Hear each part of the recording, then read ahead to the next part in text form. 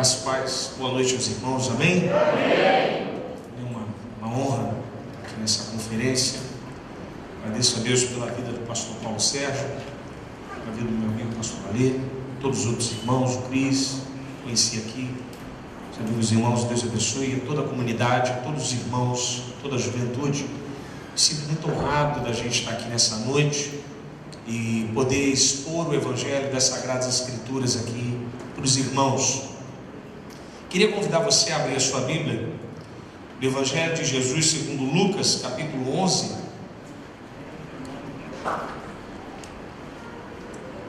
Versículo 1. Evangelho de Jesus segundo Lucas, capítulo de número 11, versículo 1. Evangelho de Jesus segundo Lucas, capítulo 11, verso 1. Deus continue abençoando a vida do nosso irmão Anderson, dando unção, graça sobre a sua vida, sobre o seu ministério, sobre a sua família. Lucas capítulo 11, quem encontrou, diga amém. Amém. Diz assim: Jesus estava orando em certo lugar, e quando terminou, um dos seus discípulos lhe pediu: Mestre, ensina-nos a orar como também João ensinou aos seus discípulos. Então ele lhes ensinou, dizendo: quando orardes, dizei: Pai, santificado seja o teu nome, venha o teu reino, que o pão de cada dia nos dá de dia em dia, perdoa os nossos pecados, pois também perdoamos a todos os que nos devem. Não nos deixes cair em tentação, mas livra-nos do mal. Curva a sua cabeça, por gentileza. Deus, louvamos o seu nome, te agradecemos na beleza da sua santidade. Pai, que nessa noite, assim, ainda nessa mesma atmosfera de graça e de poder, que o teu Evangelho, através da sua palavra, encha as nossas vidas de uma maneira gloriosa. Derrama sobre nós a tua palavra de entendimento e de sabedoria. Fale com cada um de nós para a honra e glória do teu santo nome. Amém. Na época de Jesus havia um problema muito sério dentro da religião judaica. O próprio Lucas, no evangelho dele, no capítulo 3, vai relatar a respeito de algumas coisas que estavam acontecendo. Uma delas era a partilha do poder dentro do templo de Jerusalém. Nós temos dois sumos sacerdotes na época, Anás e Caifás, o genro e o sogro, comandando o templo. Um era a aliança política de Roma, o outro, o povo gostava dele. A religião de Israel estava em crise. Partidos políticos, pastor Paulo, separados em toda a região. Os essênios viveram no deserto. Os herodianos acreditando que Herodes era o Messias. Os sicários, partido de esquerda, querendo tirar Roma através do sangue, usando uma espécie de adaga na sua cintura, a sica. Os zelotes, também partido de esquerda, que faziam um tremendo de um barulho. Fora aqueles ligados ao templo. Os fariseus, que tinham um grande poder. Desde a época de Macabeus, os fariseus eram a grande maioria. Nós ainda temos, fora 7.200 sacerdotes, segundo a Bíblia da editora Vida Nova arqueológica, e 9.600 levitas rodando dentro de Jerusalém. Havia uma corrupção muito grande, o poder estava muito dividido. E quando aparece Jesus Cristo, na plenitude dos tempos, como diz Paulo em Gálatas capítulo 4, no tempo exato enviado por Deus, com toda a sua doçura, simplicidade, singeleza, andar com Jesus era algo único para aqueles homens. Jesus, ele se relacionava com o Pai de uma maneira muito simples. tirando toda a estrutura de cima e tendo um completo acesso ao Pai, um contato com o Pai único. Então os discípulos olhavam para os outros grupos, como ele vai dizer no verso 1 a respeito do grupo de João, aí no caso de João Batista. As orações judaicas extremamente difíceis de falar, de seguir, regras, muitas letras. Se errasse uma, teria que voltar toda a oração. E eles viram Jesus de joelho dobrado, com o rosto em terra, orando. Jesus era um homem de extrema oração, pastor Paulo. Esse era o sucesso do seu ministério. Ia para regiões afastadas, vivia orando. E quem ora muito, sempre permanece de pé. Mesmo ele sendo filho de Deus, unigênito, sempre estava diante do Pai. Então eu fico me imaginando, olhando para esse texto, e vendo que não era ver Jesus orando. Porque os discípulos, em momento nenhum, eles pedem: Senhor, nos ensina a pregar. Senhor, a gente quer contar parábolas com o Senhor. Não, Senhor, nos ensina a orar. Eles não pedem para pregar, não pedem para contar parábolas, eles querem aprender a orar. Porque em alguma coisa Jesus fazia na sua oração que mexia com eles.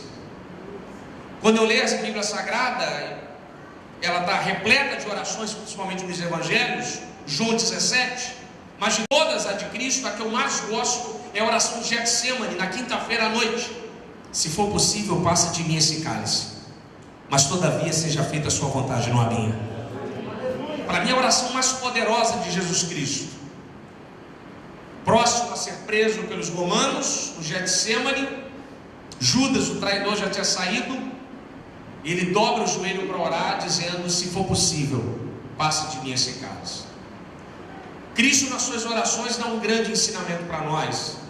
E os discípulos imediatamente dizem: ó Senhor, ensina-nos a orar, porque os discípulos de João Batista já sabem. Verso 2, olha na sua Bíblia. Então ele ensinou dizendo: quando orardes. Interessante que Jesus não bota horário. Ele, ó, quando você for 3 horas da tarde, meio-dia, quando orardes. Ele não diz o lugar: no monte, na igreja, no quarto. Não há localidade. Ele diz assim: quando houver em você uma necessidade extrema de se conectar com os altares do Pai, quando vier em você uma fome, um desejo absoluto de se encontrar com Deus. Uma coisa boa, meu amigo pastor Paulo, pastor Alê, é poder servir esse Deus livre.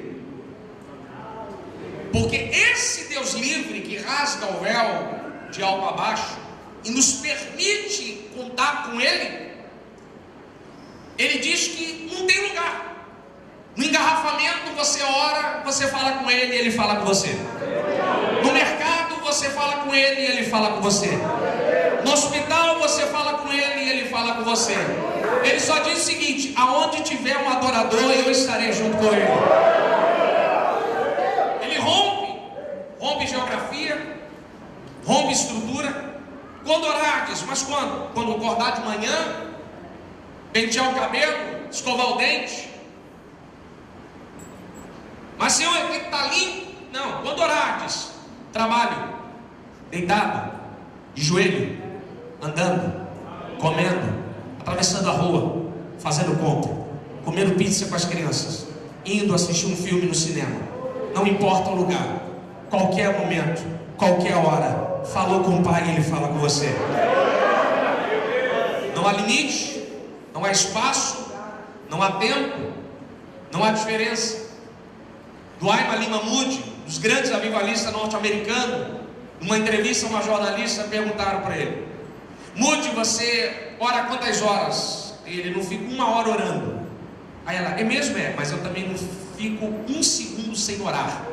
Tudo que eu faço orando. Eu como orando, caminho orando, deito orando, levanto orando, faço todas as coisas orando. Só que nós, pós-modernos, essa linguagem tão bonita que a galera gosta de falar, pós-modernidade, tão conectados, nós achamos que oração tem que ter hora, momento e local. Tem que ser à noite quando chegar no trabalho. Tem que ser depois do episódio do Netflix. senão embola a cabeça. Não pode ser no trânsito, pastor, senão eu bato de carro. Tem uns que colocam a localidade como algo maior do que o Deus. A oração do monte é mais forte do que a oração da igreja. Mais estreitou, né? Não, lá é um lugar sagrado. Meu irmão, esse Deus, ele rompeu com isso. Não há lugar sagrado. Sagrado é eu e você. Aonde tiver 2 ou 3, ali é sagrado. Ele rompeu com isso. O fato é de nós estarmos aqui, uma espécie de depósito de uma fábrica. O véu foi rasgado, acabou. Não tem essa. Então as pessoas ficam querendo esperar o local, pastor. Um momento. Os islâmicos se lavam 3 vezes o pescoço e o antebraço para falar com Allah. Tem que ser em direção a Meca. Quem conhece aí um pouquinho de história de muçulmanos sabe. Tem que ser em direção a Meca. Se não for em direção a Meca, a oração cai na casa de Buda. Pode cair errado. Os judeus vão para o Muro das Lamentações em movimentos pendulares por causa dos demônios, falam. Algumas religiões vão para a esquina, meia-noite, sexta-feira como hoje, bebem sangue de bode para poder ter algum contato com um divino. E eu e você, podendo estar tomando banho debaixo do chuveiro.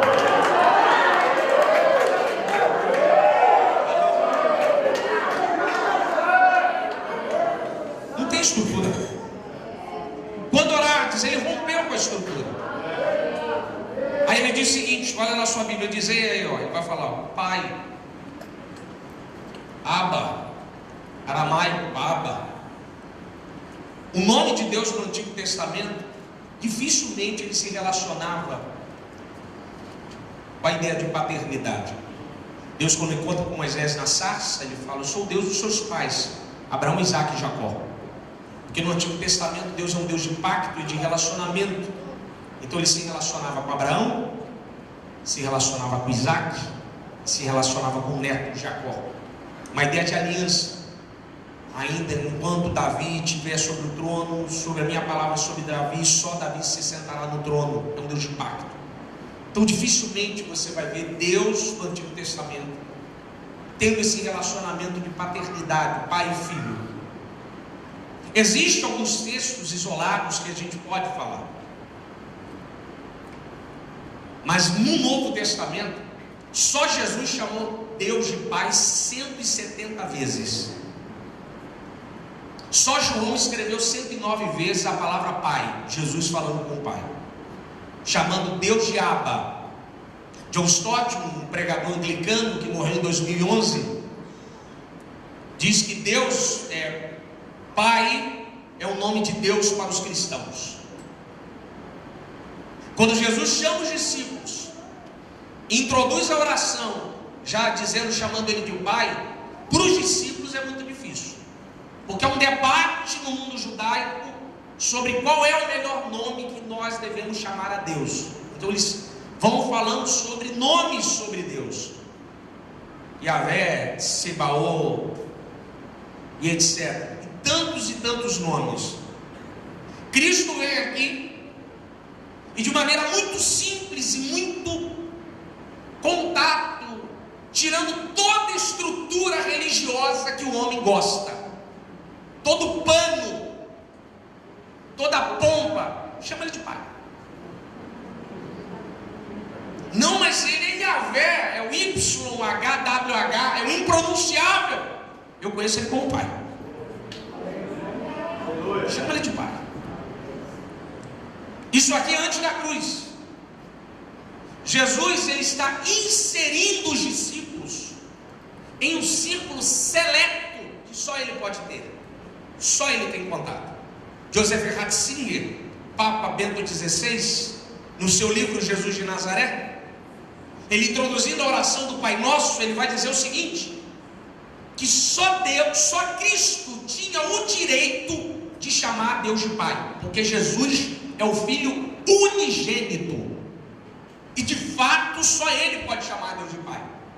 Aí Ratzinger abre um aspas para dizer o seguinte, mas através do seu sangue. Cristo nos condiciona a termos o mesmo relacionamento que Ele tem com o Pai. Cristo nos insere dentro dessa família celestial, porque eu e você rompemos, eu e você cortamos esse contato com Deus lá no Éden, esse fator ontológico, essa cisão do ser. Nós fomos cortados dessa comunhão maravilhosa, abandonamos esse relacionamento com o Pai. Cristo, quando morre na cruz, Ele não vai pagar o diabo, Ele vai pagar Deus, que a nossa dívida é contra Deus, não contra Satã. A gente rompeu com Deus no Éden, batemos no peito, somos capazes de viver sozinhos. Só século passado, 2 grandes guerras, mais de 100 milhões de pessoas mortas. Esse é o nosso saldo de vivermos longe de Deus. Cristo então insere os discípulos nessa comunhão, nesse contato com o Pai, aleluia, nessa simplicidade, dizendo, chama Ele de Pai. Mas, meu irmão, quero te dizer uma coisa para você aqui nessa noite, nessa conferência. Não é qualquer um que tem condição de chamar Deus de Pai. Que isso, pastor? Porque para você chamar Deus de Pai, você tem que entender que você é filho. E compreender que você é filho tem algumas regras. O filho de Deus não é igual ao filho do mundo. O filho de Deus fala uma linguagem que só os filhos de Deus falam, que o filho do mundo é completamente diferente. Charles Haddon Spurgeon dizia, pregue, se der em palavras, se não der ande, o seu andar vai mostrar que você é diferente de todos. Só você andar. Chamar Deus de Pai é ter condição, é compreender que Ele é Pai, é um relacionamento de filho e pai. É entrar no seio do quarto, pastor Paulo, e tirar a estrutura da religião da gente. Que às vezes a gente dobra o joelho para orar e diz assim, se eu aqui quem está falando é o ministro de louvor, é o pregador, é o pastor, Deus, é o quem? Irmão, ali é filho. Cristo apresenta um Deus e tira toda a estrutura. Você vai olhar para Ele e vai chamar Ele de Pai. Você vai chegar diante dele e vai dizer que quem está falando aqui não é o ministro, não é o pregador, não é o fulano, não sei da quanto, não é aquele que se formou, tem 2 doutorados. Ele não quer saber disso. Você está falando com o Pai e o Pai está falando com o Filho. Filho e Pai não tem diploma, não tem patente. É algo relacional. Andar com Deus é relacional. Se relacionar. Cristo apresenta esse Deus para nós através desse nome tão bonito, Pai. E nos insere nessa família tão maravilhosa. Esse relacionamento tão único. Reconhecer Deus como Pai é saber que se sentir dependente desse Pai. É saber que o Pai cuida do Filho e o Filho honra o Pai. Obedece o Pai em tudo que o Pai faz, não toma a frente. Um dos grandes princípios que eu aprendi na minha vida, quando eu li esse texto aqui, foi a ideia da bicicleta. Eu creio que aqui todos sabem andar de bicicleta. Se você não sabe, ore que Deus vai te dar vitória. Mas provavelmente alguém te ensinou a andar de bicicleta e falou assim, olha para frente, pastor, né? Vai embora e não olha para trás não. É com todo mundo é a mesma regra. Tira uma rodinha, tira outra rodinha, olha para frente e mete o pé. Não, eu vou cair. Daqui a pouco você pega a bicicleta, vai andando, acha o ponto de equilíbrio gravitacional e começa a andar. E você tem a noção que alguém está segurando você. Deus com você é a mesma coisa. Você achou que em dezembro você chegou sozinho de pé. De janeiro até hoje, o Pai tem te sustentado todos os dias. Ele tem te segurado. Ah, se não fosse o Pai. Ah, se não fosse essa misericórdia, irmãos. A gente acha que estamos levando a vida sozinho, mas é o Pai que está sustentando. Cristo então apresenta esse Pai e diz assim, conversa com Ele, chama Ele de Pai. Relacione-se com Ele sem a estrutura religiosa, sem os panos da religião, sem a cortina da religião. Tem gente que tem medo de falar com Deus tomando banho. Eu sou de Bleia desde criança. Já ouvi cada história que dizia: ó, se falar com Deus, dormir sem roupa, assim, o marido, o anjo sai. Tem umas histórias aí, pastor. Tem umas histórias antigas. Hoje não tem mais, não. O Pai conhece você como ninguém. O Pai te conhece mais do que você se conhece a si mesmo. Ele sabe qual filho que ele tem. Ele sabe para um filho ele pode abrir aquela porta, mas para você ele não pode ainda.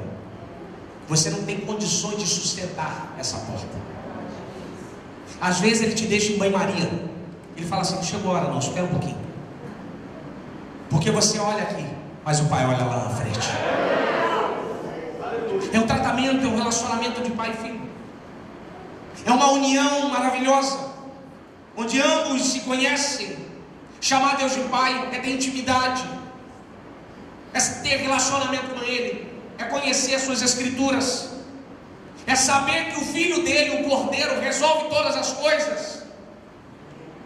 Uma coisa que eu aprendi com o pai é que o cordeiro, você pode olhar para o cordeiro, que o cordeiro resolve. Adão e Eva pecou, estava nu, o pai veio, matou o cordeiro, vestiu o casal. Abraão com Isaac em cima da mesa lá para morrer no Moriá. O anjo bradou, enviou o cordeiro, morreu no lugar do garoto. Moisés faz a festa e diz: ó, chama o cordeiro. Se o cordeiro for grande, chama a família, os vizinhos e come. Aí o cordeiro andando no Rio Jordão, João olha ali, esse cordeiro que tira o pecado do mundo. Aí o que eu apresento? O que eu aprendo? Que o cordeiro resolve o problema do casal, que o cordeiro resolve o problema do pai, que o cordeiro resolve o problema da minha família, que o cordeiro resolve o problema da sua família, que o cordeiro resolve o problema do mundo.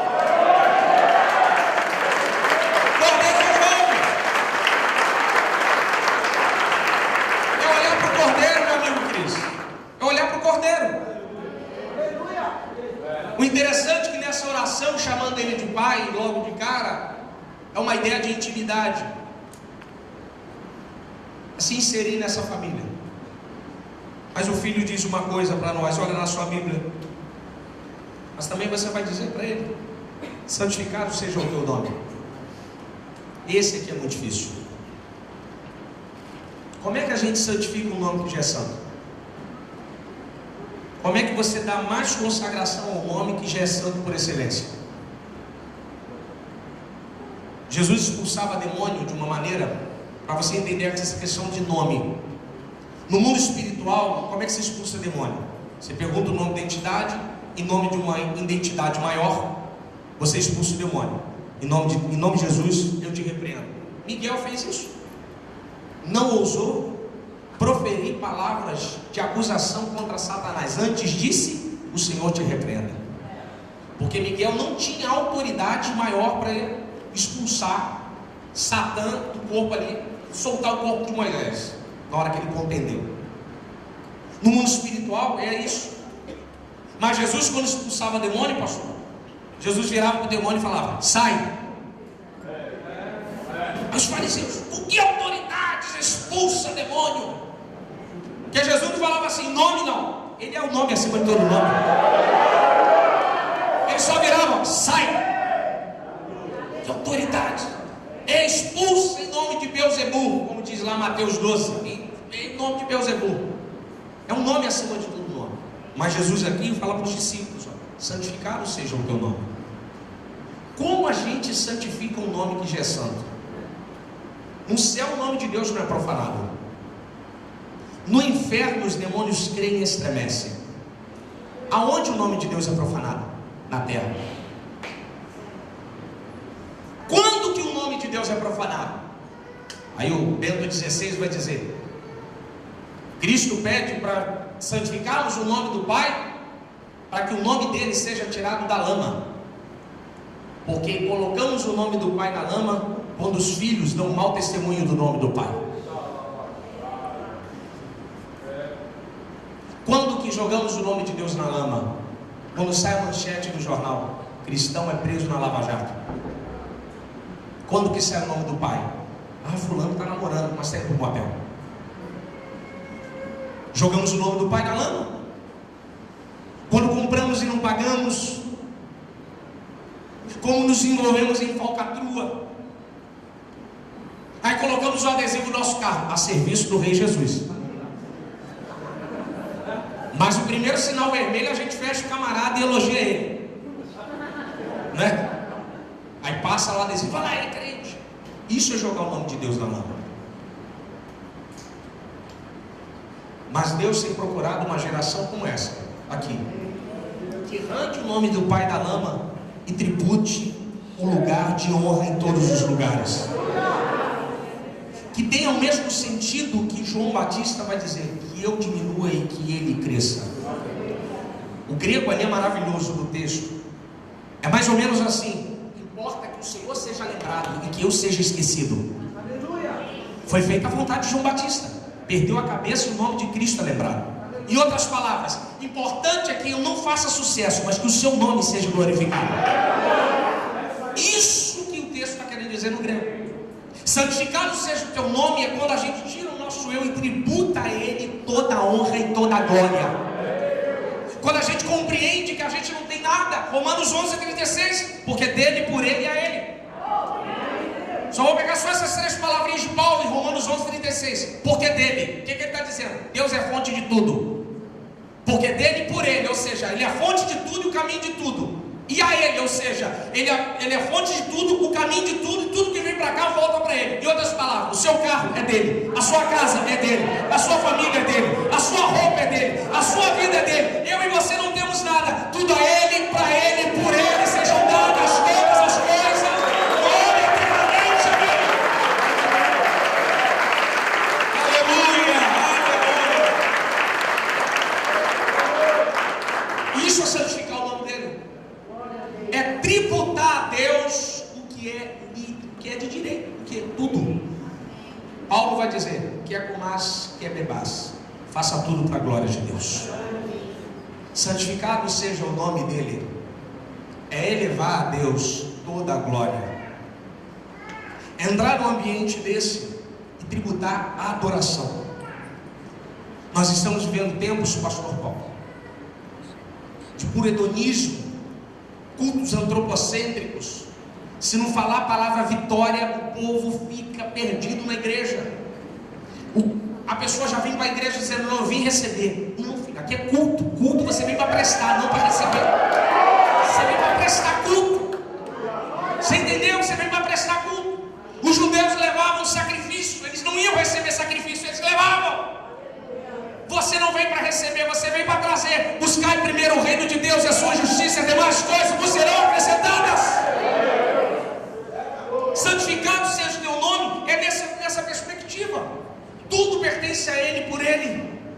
A gente precisa arrancar o nome de Deus da lama dessa forma. Candidatos, me desculpa falar, irmãos, eu não queria falar, mas eu tenho que falar. Envolve o nome de Deus na tentativa de trazer alguma coisa, de ganhar alguma coisa. Eu estava falando com os meus amigos ali, com o Cris lá em cima, lá, um teólogo chamado Afonso Garcia Rubio, do livro Encontro com Cristo Vivo, Encontro com Cristo Verdadeiro Vivo. Rubio lá falando sobre as tentações, ele falou algo que mexeu muito comigo. Quando Jesus está diante de Satã e fala, manda que essas pedras se transformem em pães. E Jesus, numa resposta categórica, nem só de pão viverá o homem, mas de toda a palavra que sai da boca de Deus. A última vez que Jesus tinha ouvido a voz de Deus claramente foi no batismo, quando Deus falou dos céus, esse é o meu filho amado em quem me comprazo. Isso há 40 dias atrás. Ele estava 40 dias no deserto, talvez sem ouvir a voz do Pai. E Satã então prova, então transforma essas pedras em pães. Jesus está dizendo o seguinte, Garcia Rubio fala, que o Pai não está no céu e envia o seu Filho para satisfazer o desejo da carne, mas o Pai envia seu Filho para preencher a alma que existe dentro de nós. Em outras palavras, a cruz, o Evangelho não foi feito para nos dar, mas para nos preencher, para nos colocar em contato com Deus. Dostoiévski, aí pegando de Santo Agostinho, vai dizer: o coração do homem tem um vazio do tamanho de Deus. Existe algo em nós, irmãos, que grana não preenche, sucesso não preenche, sexo não preenche, drogas não preenche, nada preenche. Esse vazio que eu e você tínhamos foi preenchido quando encontramos Cristo. Aleluia! Ele preencheu esse vazio dentro de nós. E essa sensação, aleluia, Jesus, que presença, essa graça que nós precisamos santificar. Esse tesouro que é encontrado, que a gente não abre mão. Que o homem vende tudo, encontra o tesouro na terra e não abre mão. Posso falar uma coisa que você até questionaram aqui por alguns no final do culto, mas eu tenho muita dificuldade com alguém que diz assim: pastor, eu estava na igreja, eu me desviei e voltei. Você nunca encontrou Jesus. Porque quem experimenta do sangue do Cordeiro não quer largar de jeito nenhum. É algo incomensurável. O cego de nascença em João 9, o cara era cego, pode abrir aí, cego de nascença. Ele manda lavar no tanque de Siloé, ele lava o olho e volta vendo. Aí o texto diz, e os vizinhos perguntavam: não é esse que era cego? Que estava mendigando? É esse, se parece? Não é, eu acho que é, não é, é. Aí, não sou eu. Aí eu lendo em casa, eu falei: mas senhor, ele só deixou de ser cego, ele não cortou o cabelo, ele não fez a barba, ele trocou de roupa. Aí o Espírito lá: quem encontra comigo jamais fica a mesma pessoa. Fica diferente. Quem se encontra com o Cordeiro, quem compreende que o Cordeiro é santo e o seu nome é santo, que o nome do Pai é santo, ele não abandona esse nome, porque nesse nome há poder. Nesse nome todo joelho se dobrará, toda língua confessará, todos vão dobrar os joelhos. Então precisamos santificar esse nome em nossas vidas, em nossos relacionamentos. O mundo lá fora cada vez mais está pedindo uma posição a respeito da nossa fé. Vou dar a palavra para vocês aqui, vai piorar. Porque à medida que o Cordeiro for chegando, os sinais vão adensando, vai ficando mais forte e a coisa vai perdendo cada vez mais o rumo. E cada vez mais a gente vai ter que olhar para o mundo e santificar o nome dele nas nossas posições nas faculdades, nas nossas posições no nosso trabalho, nas nossas posições ante a sociedade. Precisamos santificar esse nome que está acima de todo nome. Não podemos brincar em hipótese nenhuma com esse nome. Imigrantes tinha uma música antiga, não vou cantar não, fica tranquilo, chega para o nosso irmão antes, pode ficar tranquilo, que ela dizia: ninguém conta piada de Deus no cemitério, ninguém conta piada de Deus no hospital, mas todo mundo conta piada de Deus no aniversário. Sabe por que a gente não conta piada do nome de Deus em festa? Na festa a gente conta, porque ali tem alegria, mas no hospital a gente clama por esse nome. Quando a dor, a angústia entra, a gente clama por ele, porque a gente sabe que esse nome tem poder. O seu nome, o meu nome não tem, mas o nome do nosso Pai tem todo o poder. É aquele que nos blinda, é aquele que nos conduz, é aquele que a gente se relaciona. Olha que coisa, irmãos, olha que privilégio carregarmos esse nome em nossas vidas e santificarmos esse nome através dos nossos movimentos na nossa vida, se relacionando, olhando para o mundo. Santificar o nome de Deus é a coisa simples. Viva o Evangelho como está escrito, de maneira simples. Algumas pessoas querem colocar uma estrutura pesadíssima, pastor, para tentar santificar o nome dele. Não precisa. Basta seguir a voz do Pai e seguir pelos caminhos que o Pai está conduzindo. Olha para a sua Bíblia e ele vai dizer: venha o teu reino. Eu não sei o que é pior, santificado ou teu reino, que é mais pesado. A palavra reino de Deus, reino dos céus, ou a Basileia, um termo teológico muito conhecido, é reino de Deus. Quando eu li isso, eu estava conversando com o pastor Alexandre, do Cogic, que é um amigo nosso comum, o pastor Paulo, pastor Paulo. E eu falei para o Alexandre: Alexandre, reino não é república. Como assim, pastor? Falei, porque na república o governo faz a vontade do povo. Peraí, tinha que fazer. No papel eles tinham que fazer a vontade do povo, a república. No reino não. No reino, o reino faz a vontade do povo, os súditos fazem a vontade do reino. Venha o teu reino significa, em outras palavras, que a sua liderança venha e que a minha liderança desapareça. Venha o teu reino é conclamar o reinado de Deus sobre a sua vida e sobre tudo que está nela. Venha o teu reino é entregar para Ele tudo que você tem. É deixar Deus conduzir as coisas, literalmente guiar. Venha o teu reino é eliminar o nosso eu, de querer assumir a liderança. Venha o teu reino é deixar um rei sentado sobre o trono do nosso coração e deixar tudo secundário. Mas tem gente que tem medo de clamar por esse reino, porque clama por esse reino, então sabe que a sua vontade vai ter que ficar de fora, porque quando o rei vem, você tem que fazer a vontade do rei. Aleluia. Então algumas pessoas correm, mas Cristo diz: venha o seu reino, clame por esse governo de autoridade, de justiça, de poder, aleluia, de graça, de presença. Venha o teu reino é pedir para Cristo estabelecer sobre a sua vida as bases celestiais de Deus sobre você, a tal ponto, irmãos, que tudo que está à sua volta possa ser transformado através desse reino. Quando Cristo diz isso para os discípulos, Cristo está dizendo: olha, clame ao Pai para que Ele reine, para que Ele conduza, para que a sua mão conduza isso. O encontro de Moisés na sarça, ainda falando um pouco sobre isso, saindo só um pouco do texto, ele se encontra com Deus na sarça. Ó, Moisés, tira a sandália, porque aqui que tu pisa é santo. Sandália, na época do mundo judaico, andar calçado, só Senhor pode andar calçado.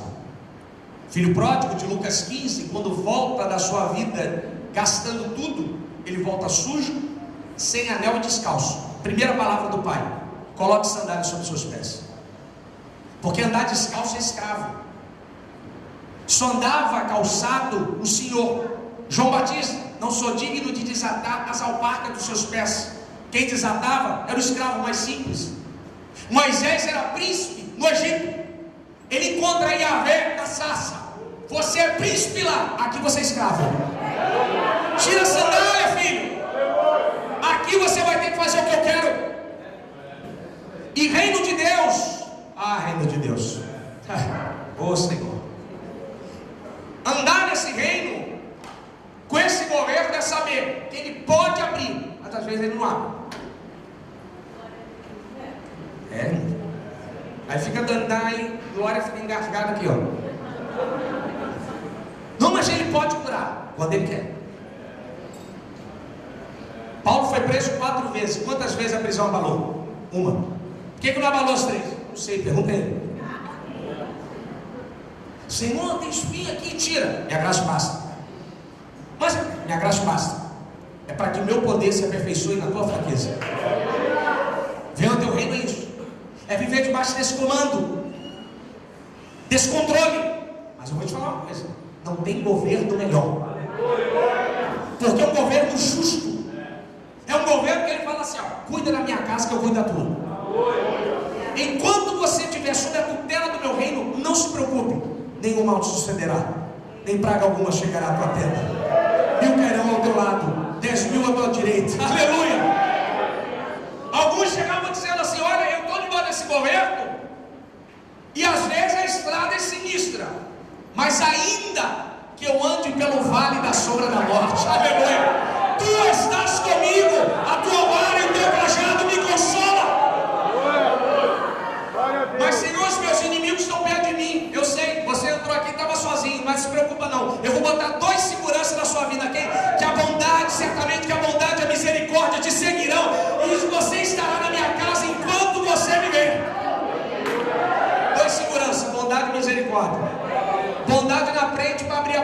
misericórdia para te sustentar, para você não cair no chão. Entrou sozinho e sai com bondade e misericórdia. Não existe reino melhor do que esse. Não existe coisa melhor do que estar sobre esse reino. Atos capítulo 23, verso 12. No julgamento de Paulo no Sinédrio, depois que ele veio da última viagem missionária, da terceira viagem, Paulo é levado diante do Sinédrio e julgado pelos seus amigos, porque Paulo tinha sido fariseu, cresceu fariseu, conhecia todos pelo nome, sabe a autoridade de todos eles. Quem julgou Paulo? Os amigos. Ele vai dizer isso lá em 2 Timóteo capítulo 4, escreveram para Timóteo a sua missiva carta, a última carta. Na minha primeira defesa, ninguém foi ao meu favor, antes todos me abandonaram. Falando para Timóteo, do verso de número 12, do Atos 23, pode abrir, anota, lá em casa. Os judeus fazem um pacto de sangue e diz: jejuaremos, não comeremos e não beberemos, enquanto Paulo não morrer. Lá do verso 11, antes do verso 12, lê aí, o que diz o texto? Aí o texto diz assim: e lá pela alta noite, o Senhor me apareceu do meu lado dizendo: eu quero que você anuncie o evangelho em Roma. Tu não morrerás em Jerusalém. Em outras palavras, pode orar ao contrário, pode falar o que for, mas quem está do meu lado não é tocado, porque eu tenho plano sobre a sua vida. Aleluia! Aleluia! Isso é estar debaixo do reino. Isso é o Deus que garante. Aí o barco lá deu uma sacudida na ilha de Malta. Lá. Ó, como aí todo mundo, que ninguém vai morrer. Que isso, Paulo? Um mata revolto. Quem falou? O Criador dos céus e da terra. Ninguém vai morrer. Porque vocês estão comigo, estão debaixo da minha tutela do reino. Quem tem esse reino sobre a sua vida? Quem compreende o governo desse reino? Aleluia, Jesus. Oh, aleluia. Ele vive debaixo de um maravilhoso comando, que o nosso pão de dia em dia, dai nosso pão de cada dia, em dia em dia. A oração mostra que a igreja é comunitária. Aqui o pão não é meu nem seu, o pão é nosso. É horizontal, pastor. É tudo nosso. Tem nada meu, seu aqui, tudo nosso. Aí ele diz que o pão nosso de cada dia nos dá de dia em dia. Isso é a essência de poder, sabe, se alimentar pela mão do Pai. Porque já que esse Pai reina sobre nossa vida, Ele vai te dar subsistência. Ele vai cuidar da vida nos mínimos detalhes. E às vezes Ele faz umas coisas que você não entende. Eu estava falando com o pastor Ali. Toda vez que você pensar que Deus vai vir dali, vem de lá. Ele nunca envia um milagre de onde você imagina, sempre de onde você nunca imaginou. Mas por que Ele faz isso? Ele não divide a glória dele. Se vier de lá, você vai, eu já sabia. Ele não divide a glória dele, filho. Por isso que Ele é Deus. Por isso que o pão nosso é de dia em dia. Só que esse texto aqui no aramaico, quem traduziu esse texto foi Joaquim Jeremias, editora Agnus, Teologia do Novo Testamento. Jeremias, ele traduz essa oração toda no aramaico. Quando chega no pão nosso, ele fala assim: que o pão de amanhã você me dá hoje. Que dificuldade, o pão de amanhã me dá hoje. No próprio texto de Joaquim, ele explica por que Jesus fala que o pão de amanhã me dá hoje. Existiu um momento na história de Israel que o pão de amanhã caía hoje. Maná. O maná era proibido guardar de um dia para o outro, que dava bicho. Mas tinha um maná que era especial e caía dobrado. Sexta-feira, sábado não pode, que trabalha. Então maná de sexta caía sexta e sábado, caía tudo no mesmo dia. Ou seja, o pão de amanhã ele dava hoje. Aí Joaquim Jeremias explica, é mais ou menos assim: Deus antecipa coisas que talvez poderia acontecer amanhã para acontecer agora. Que aconteça isso sobre a sua vida. Que Ele venha antecipar, aleluia. Quem pode glorificar Deus aí? Sobre a minha vida. Aleluia. Aleluia. Ele antecipa. Ia cair amanhã, cai hoje. Isso é subsistência. É saber que vem da mão dele. Isso é governo, soberania, irmãos, comando. É depender única e exclusivamente de Deus. Pessoas que não fazem parte desse reino não conseguem dormir, porque os números das contas são mais altos do que os seus sonhos. O seu sono, melhor dizendo. Fica ansioso, toma um remédio, come, vão passear para ver se a cabeça esparece. E quem tem o reino sobre a sua vida? O choro pode durar uma noite, mas a alegria vem pela manhã. Pessoas sabem que são cuidadas por esse Deus. Olhando para esse texto aqui do Pão Nosso, olhando de Marta. Marta para mim é fantástica. É a mulher do Novo Testamento. Ela conhecia mais teologia até dos discípulos. Ela encontra com Jesus 4 dias depois de Lázaro morrer. Palavra de Marta: se o Senhor estivesse aqui, meu irmão não teria morrido. Em outras palavras, onde o Senhor está, a morte não chega. Ela conhecia, ela sabia que era Jesus, ela conhecia. Não, meu irmão há de ressuscitar, ó, escatologia. Ela conhecia escatologia, meu irmão há de ressuscitar, Cristo. Quando? Na última ressurreição. Paulo vai explicar isso em Coríntios. Ela já sabia que teria uma ressurreição de último dia. Isso é o que? Conhecimento. Ela sabia que onde que Deus está, a morte não chega. Isso é o pão. É o pão que dá. Meu irmão, fica tranquilo. Deus está sobre a sua vida. Fica tranquilo, o reino de Deus está sobre você. Fica em paz. Mas pastor, está chegando a data. Fica calmo. Eu há 3 meses atrás não sabia que estava aqui. Contei com o pastor Paulo. Fui lá em Niterói, na igreja de um amigo. Deus usou a esposa dele para mim. Ronald, vai vir um convite, você vai pregar em São Paulo. Eu falei, mas eu não tenho mais agenda em São Paulo esse ano. Só tem Belo Horizonte. Ela detalhou como é que seria. Quando o convite veio, eu chorei. Aí eu fui lá na igreja dela. Ela falou assim, Ronald, cuida da igreja dele, ele cuida da sua vida. Irmãos, fica tranquilo. Você não está vendo o pão, mas ele já está caindo sobre a sua vida.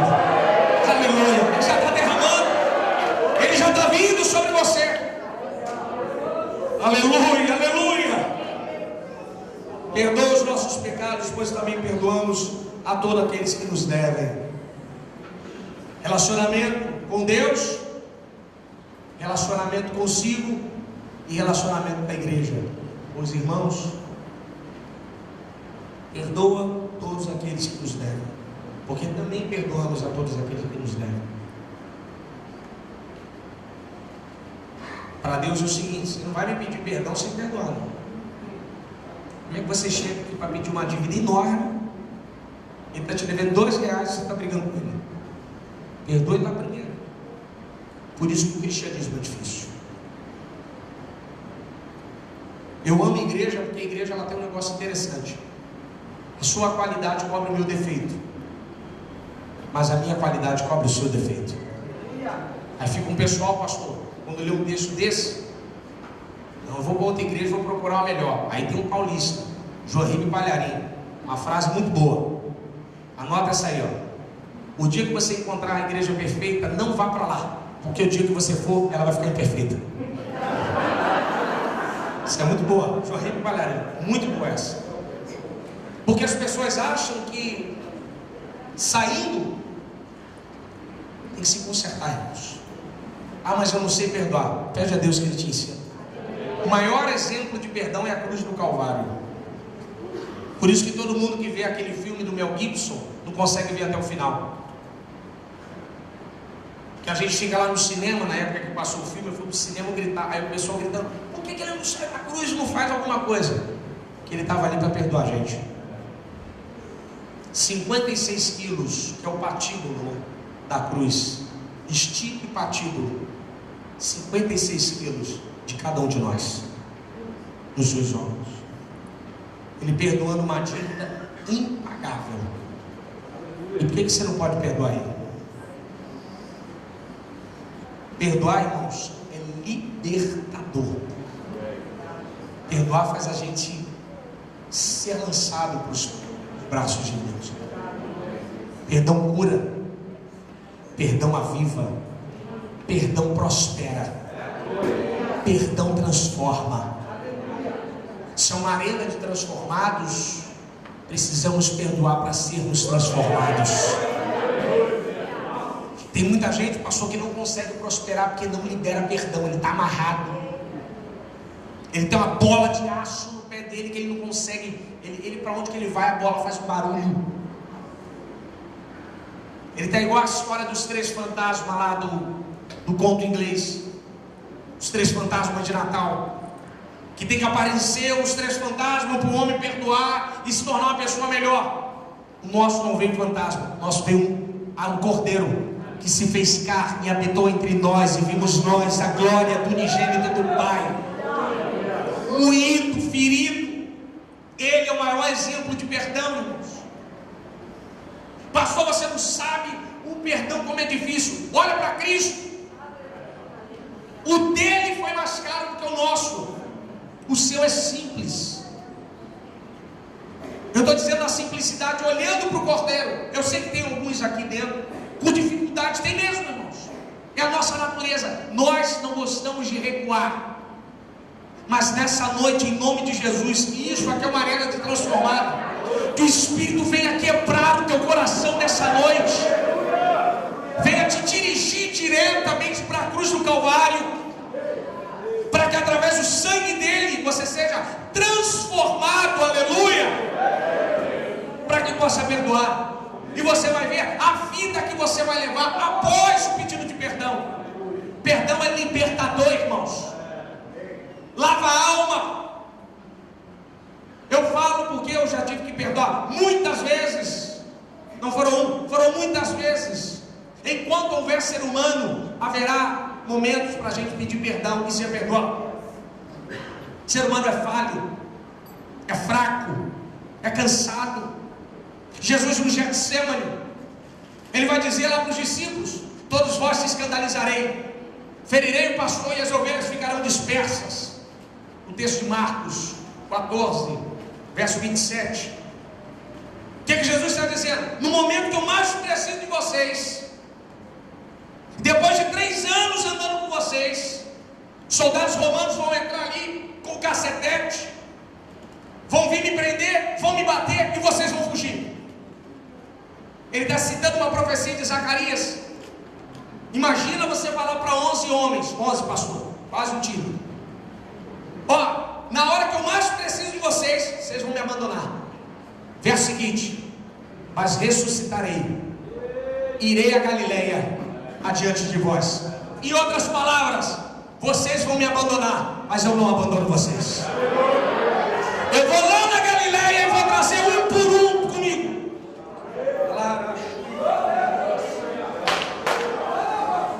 Não existe amor maior do que esse. Eu não sei que dívida você tem que perdoar, mas que nessa noite Deus quebre o seu coração aqui. Fica de pé em nome de Jesus. Eu te converso. Vai ficando de pé em nome de Jesus. Vai ficando de pé. Senão eu vou me animar aqui para até meia-noite.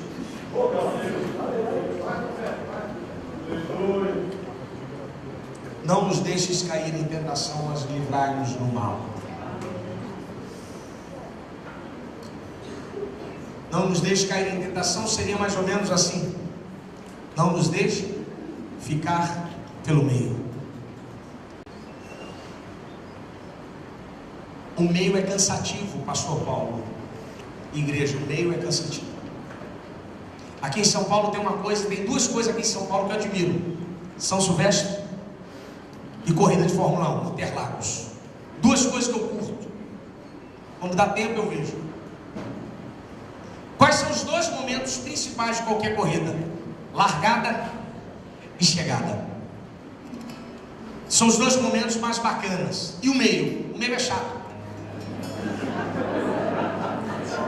Em Interlagos você não precisa ter dom de profecia. Você sabe que o queniano vai ganhar. Algum queniano vai ganhar. Isso é batata. São Silvestre, né? São Silvestre, o queniano vai ganhar. Mas o meio é chato. Mas é no meio que se decide quem fica para trás e quem chega no final. É por isso que no meio tem o pit stop. Tem aquelas mesas com água mineral, isotônico, que o pessoal toma. Nossos amigos aqui que são atletas, joga futebol, o pastor jogou 45, vai lá para o vestiário, 15 minutos, dá uma melhorada e sobe o campo. Tem que parar. Mas lá no vestiário ninguém vê nada, é o meio. Não nos deixes cair em tentação, Senhor, não nos deixe ficar pelo meio do caminho. Aviva o nosso meio. Calado. Nos dê força para continuar caminhando. Oh, aleluia!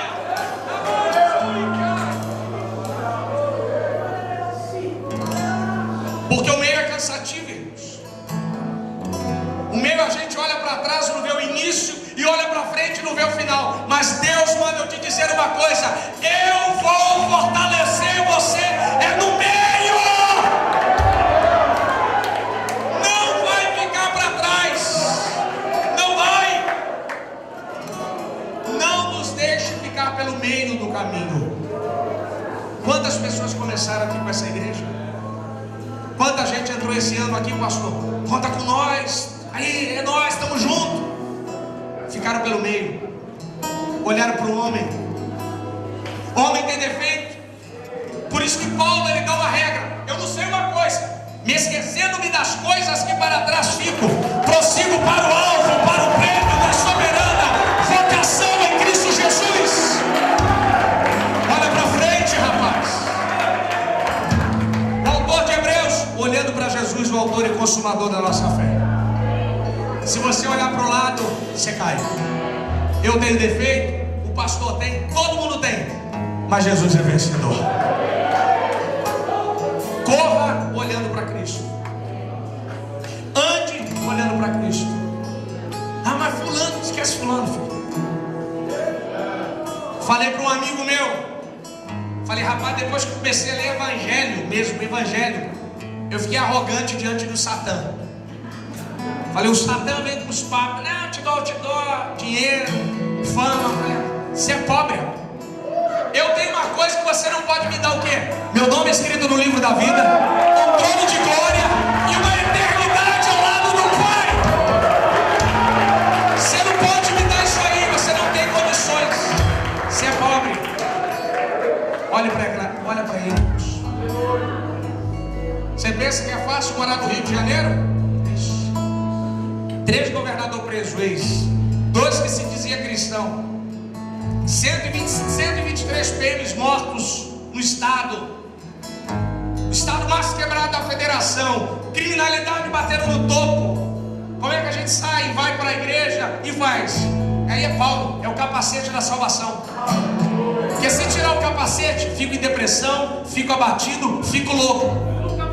Eu olho para a eternidade, eu olho para a eternidade, eu olho para a eternidade, eu olho para a eternidade e vou embora. Se tirar o capacete, fica no meio. Se entrar numa conferência dessa para olhar para o lado, quem vai cantar? Como é que está o ambiente? Olha para Cristo. Feche seus olhos em nome de Jesus. Toda a igreja.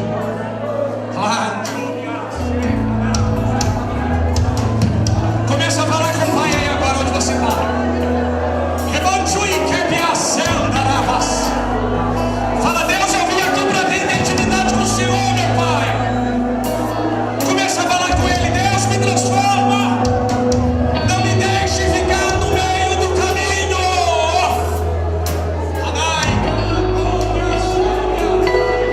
Comece a clamar a Deus aí agora.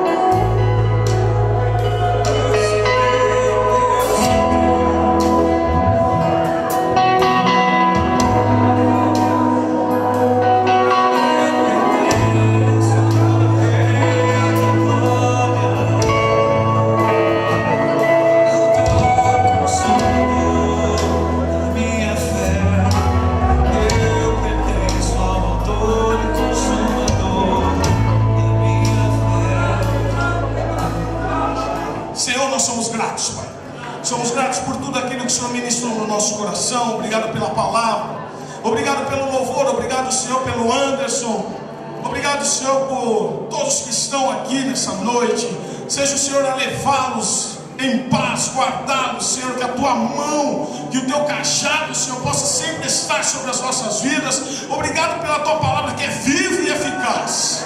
Que o grande amor de Deus, que a glória e a graça do nosso Senhor e Salvador Jesus Cristo, que a doce